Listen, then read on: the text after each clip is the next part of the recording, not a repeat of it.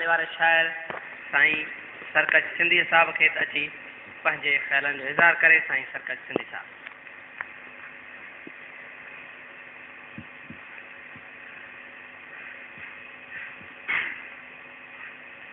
जियां से फूई अनार वहन वारी काडवां हींअड़ो पिरियां धार निबेरियांसि न निबरे। मुंहिंजा निहायत मान वारा दोस्तो,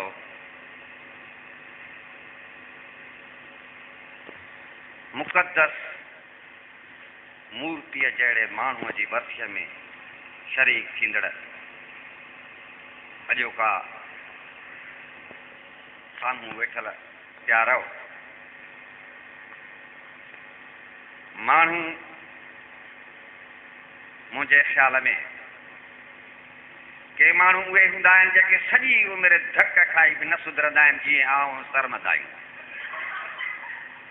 के माण्हू धक खाई सुधरी वेंदा आहिनि, पर हिकिड़ा माण्हू इंसानी क़दुरनि जे आला मयार जी छांव में अखियूं खोलींदा आहिनि ऐं फितरत जे सूंह में उन्हनि जी तरबियत थींदी आहे।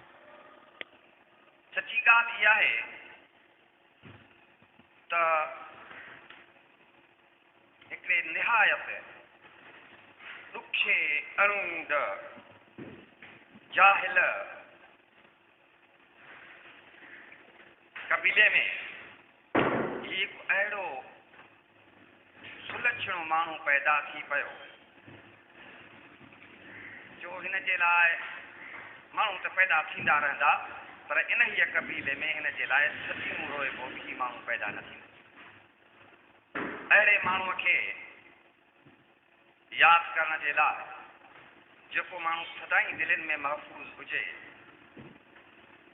पोइ बि अॼोकी गॾिजाणी जसलाणे थी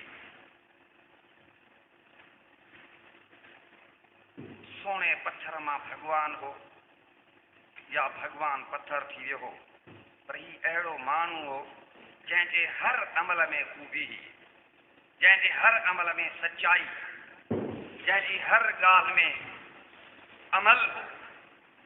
रुगो ॻाल्हि न कंदो हो पर उन ते अमल कंदो हो।